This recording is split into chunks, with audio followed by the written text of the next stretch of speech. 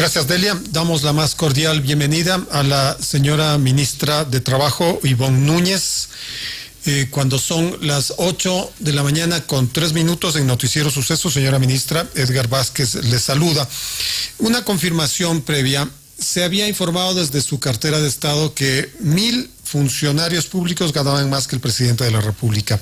Vemos una información el día de hoy de que de los casi 500,000 empleados públicos que hay en el Ecuador, unos 50,000 tienen sueldos más altos según su portafolio. ¿Cuál es la cifra real, ministra? Bienvenida.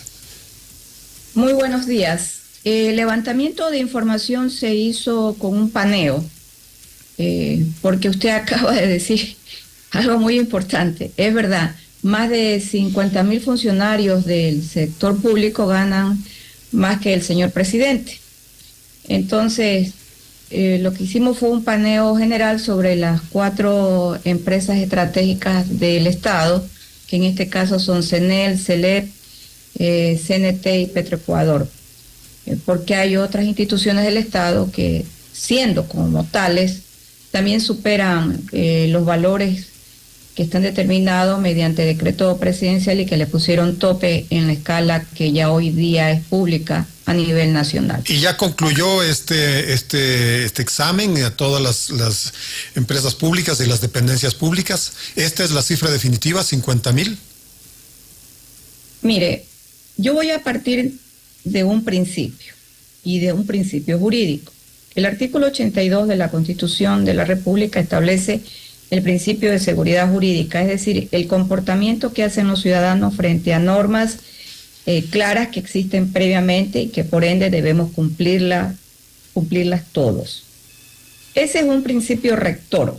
Si yo tengo este principio y tengo un mandato constituyente, que es el mandato constituyente número 2, en el artículo 4 de este mandato, que entró en vigencia en enero del 2008 y que establece textualmente que es el señor presidente, y yo digo señor presidente, ¿por qué digo señor presidente?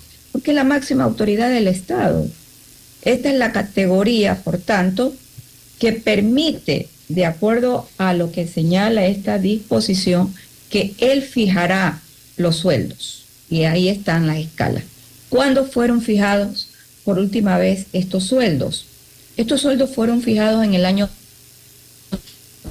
2018.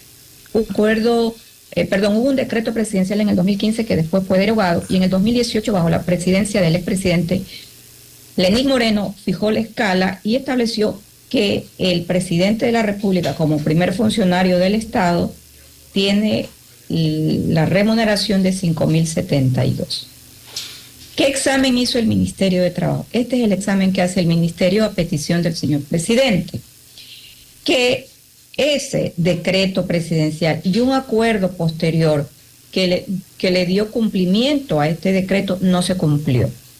Es decir, pasaron más de 5 años en el país y no se cumplió el decreto presidencial. Entonces hablamos de una letra muerta de la norma, de una letra muerta del decreto. Si yo tengo un principio constitucional que me dice además que las normas son vivas, ¿qué significa la vigencia de la norma? Que tengo que ponerla en práctica.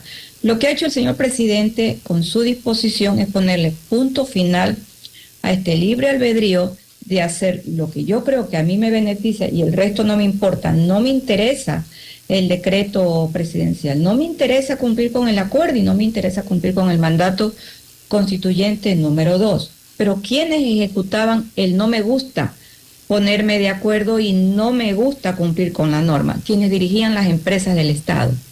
Ahora, aquí viene lo importante, ahora la dirección de las empresas del Estado, de estas 4 empresas que yo acabo de mencionar y que son empresas estratégicas según la Constitución de la República, son estratégicas porque son las que permiten el flujo económico principal al fisco del Estado. Están dirigidas por un presidente que le puso punto final. Sus directores y sus directorios son nominados directamente por el ente ejecutivo a través de los ministros. Ministra. Por tanto, el ministerio exhortó a que de manera inmediata vayan adecuando la normativa interna de designaciones. Eso le iba a preguntar. ¿Cómo se va a instrumentar este acuerdo que se acaba de expedir en el Ministerio de Trabajo para que efectivamente ningún funcionario gane más que el presidente de la República? Ya. Me gusta su pregunta porque estamos ya aterrizando a la parte práctica. ¿Qué era lo que sucedía antes? Que nadie cumplía. Y cuando digo nadie, no era Por eso solo... el presidente decía que los otros presidentes miraban para otro lado. Claro, miraban para otro lado. Estaba el mandato constituyente que aún está vigente, que es producto de una constituyente del año 2007. Los constituyentes del año 2007, a más de elaborar la Constitución de la República, expidieron más de 10 mandatos constituyentes. Y este fue uno de los primeros mandatos, por eso es el mandato número 2. No lo cumplieron. No lo cumplieron los ministros y no lo hicieron cumplir los responsables de las empresas del Estado. Cada empresa del Estado tiene un organigrama que es la parte estructural, pero tiene un estatuto. Tiene un estatuto interno. ¿Y quién dirige la política interna? Cada ministro, cada gerente. Entonces, la disposición que emana del acuerdo ministerial es el exhorto para que de manera inmediata vayan adecuando la estructura interna en relación a los sueldos. Pero aquí hay un hecho muy importante que yo también destaco. En el estudio que hizo el Ministerio descubrimos lo siguiente. ¿Por qué llegan a inflarse estos sueldos y sobrepasan la remuneración? Uno es el sueldo. Esta es una categoría. El sueldo la define el artículo 95 del Código de Trabajo. Yo a este sueldo, que es un sueldo base, le voy a poner para hacer un ejemplo muy sencillo. El ejemplo es $2,000. Dejemos que su sueldo sea $2,000. Pero ¿cómo yo lo inflo y llevo al conjunto de componentes que me llevan a tener ahora sí la remuneración? Porque siendo este el sueldo neto, si yo gano horas extra, horas suplementarias, horas extraordinarias, también se suman comisiones, bonificaciones. Y este conjunto me lleva entonces, si yo tengo $2,000 y yo he ganado $1,000 en horas extraordinarias, voy a tener una remuneración de $3,000. Correcto, de $3,000. Sueldo y remuneración. ¿Qué detectamos nosotros? Que para llegar a esta remuneración, y superaban la remuneración de 5,072, las inflaban con horas extraordinarias, que no responden a realidades. Pero ¿cuántos miles de años de horas extraordinarias tenía, por ejemplo, este señor de Esmeraldas que gana $65,000? Imagínese usted. O este dentista claro, de Senel de $12,000. Se le suman bonificaciones. ¿Y de dónde se suman estas bonificaciones? Esto es lo importante conocer. Se suman bonificaciones extrayéndolas de lo que dice el contrato colectivo. Mayor rendimiento, por ejemplo, era una categoría. ¿Y quién definía el rendimiento que usted en este mes y en los siguientes meses y en los meses anteriores usted tenía un rendimiento óptimo? La misma estructura administrativa que manejaban los departamentos de personal. Entonces, en el Ecuador estuvimos acostumbrados a hacer lo que a nosotros nos parecía correcto y me beneficiaba de manera individual. Entonces, son historias que en el país no se pueden seguir repitiendo. ¿Por qué? Porque nosotros tenemos que entrar a una cultura de la legalidad. Y la cultura de la legalidad no solo es el cumplimiento de la norma, es también las buenas costumbres, donde entra la ética y entra la moral. 8:08 a.m, diálogo en Noticiero Sucesos con la ministra de Trabajo, Ivonne Núñez. Ministra, entonces, cada empresa, cada entidad tiene que establecer una nueva normativa. Y entonces a estos funcionarios, que es público y notorio que ganan más que el presidente de la República, tendrá que establecerse un nuevo contrato con el sueldo inferior al del presidente. Porque no pueden, pues, decirle, señor, usted desde mañana gana menos. Porque ese señor se da media vuelta y va al juzgado y lo demanda al Estado con pingües ganancias. Me gusta su pregunta, porque esta ya es la forma como técnica y jurídicamente se va a manejar al interior de cada empresa, dependiendo cada comportamiento, el cumplimiento del acuerdo ministerial, que además es un cumplimiento de norma constitucional, porque todos quienes trabajamos en el sector público somos considerados trabajadores, servidores públicos. Por ende, tenemos que cumplir también con la Constitución de la República. Mire, yo quisiera adelantarme y decir que después de 5, después de 8 años, se va a emitir un decreto presidencial donde los sueldos van a mejorar sustancialmente, porque es verdad, es necesario también darle reconocimiento al funcionario que es eminentemente técnico y que tiene una preparación que le ha tocado pasar por diferentes universidades, sean nacionales y extranjeras, y le permite tener un alto conocimiento y su rendimiento va a ser óptimo, que tenga un extraordinario sueldo en el país. Por supuesto que estoy de acuerdo como ministra. A mí me gustaría, por ejemplo, que un juez de Corte Constitucional no gane el salario que tiene determinado, que sea superior y que tenga un seguro privado, incluso como pasa en otros países, lo mismo con los jueces de la Corte Nacional. Igual también con el presidente de la República. Pero las condiciones económicas del Ecuador y el resumen al que llega el señor presidente, y él lo denomina de una manera graciosa, él dice, han habido caliches en estas instituciones del Estado por donde se han estado yendo los recursos. Es que esos no son caliches, son derrames, güey. Son derrames, no caliches. Bueno, de un caliche a otro caliche se arma el gran caliche. Y un poco él lo dice de manera graciosa porque tiene un buen sentido del humor, el presidente Daniel Noboa.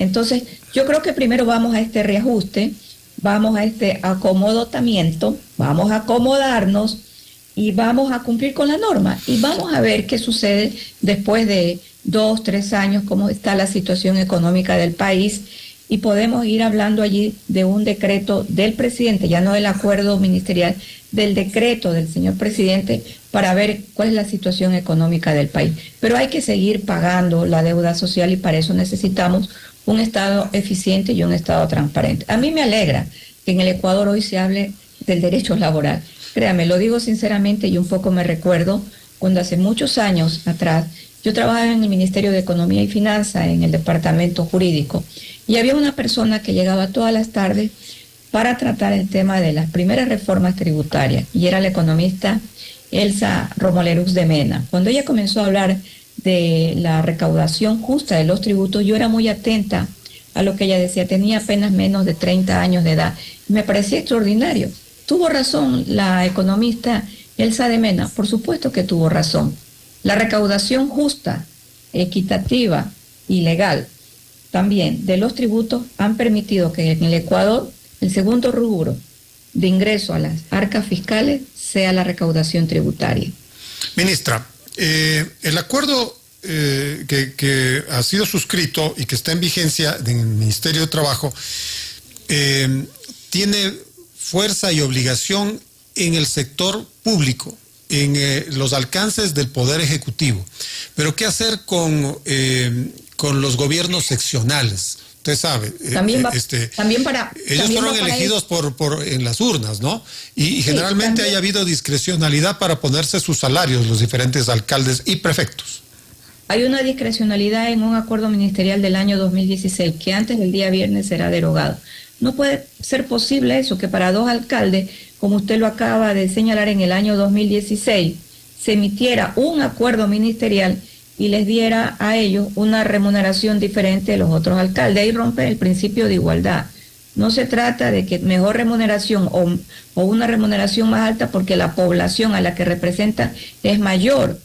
La categoría es que son alcaldes, la categoría es que son prefectos. Para ellos también les llega el acuerdo ministerial. Y algo importante que no había tenido ningún acuerdo anterior, un acuerdo de esta naturaleza, porque hubieron ya 2 acuerdos ministeriales, en el 2015 y en el 2018, que es visibilizar, poner a la ciudadanía lo que significa el control por parte del ente máximo del Estado, que es la Contraloría General del Estado, que ellos entrarán directamente a controlar el tema de la regulación de sueldos y salarios, tanto en los GAT, así como en los consejos provinciales. Y en las instituciones del Estado lo hará el Ministerio de Trabajo porque debemos recibir los informes. Si no nos los envían, nosotros solicitamos los informes y hacemos el examen y remitimos a la Contraloría General del Estado. Mire, yo creo que lo importante es haber puesto el punto final por parte del señor presidente Daniel Noboa. De los resultados estaríamos hablando de 2 a 3 meses. ¿La Contraloría estaría a cargo de este proceso? La Contraloría va a estar a cargo del proceso de manera directa. De manera directa lo va a hacer con los GAT y los consejos provinciales. Y el ministerio va a coadyuvar, es decir, va a ayudar en todas las instituciones del Estado. ¿Por dónde viene ministra, por dónde viene la estimación de que habría un ahorro de $200 millones en esta redistribución? Porque si usted analiza cuánto paga el Estado mensualmente en funcionarios públicos, este pago supera los $400 millones. Y si yo hago un estimativo de $400 millones y digo que existe un porcentaje de los cerca de 400.000 funcionarios del Estado que han estado ganando más que el señor presidente, el estimativo me lleva a 20 millones, pero incluso creo que puede ser superior. Pero eso lo vamos a ver con el comportamiento de aquí a 2 meses. Ministra, para finalizar, quizá el Poder Ejecutivo ya tiene una posición con respecto a este proyecto de ley antiacoso que me imagino todavía sigue bajo su conocimiento, que fue aprobado por unanimidad en la Asamblea.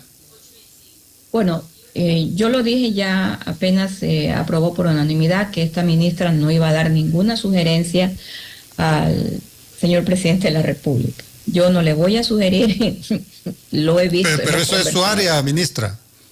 Sí, pero yo no lo voy a sugerir. ¿Sabe por qué? Primero, porque fue aprobado por unanimidad. Segundo, porque nosotros como Estado somos signatarios de la Organización Internacional del Trabajo. Y la OIT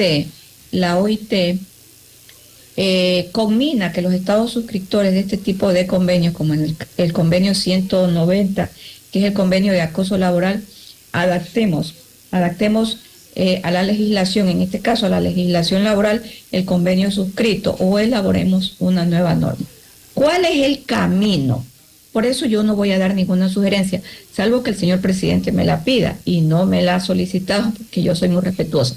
Cuando él me solicita algo, yo inmediatamente le doy mi criterio. Lo doy, por supuesto, porque es mi obligación.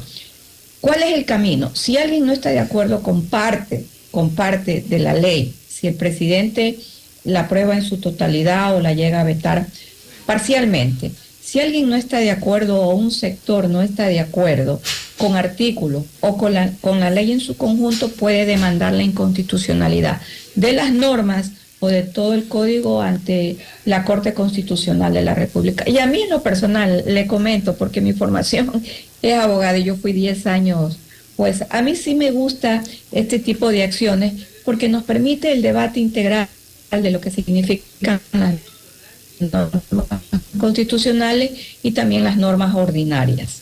Perfecto, ministra. Le quiero agradecer por esta información. Gracias por estos minutos y la charla. No, a las órdenes siempre y espero que me vuelva a invitar, por favor. Por supuesto, ministra. Muchas gracias. Ha sido la ministra Ivonne Núñez, ministra de Trabajo en Noticiero Sucesos. Quiero recordarles hoy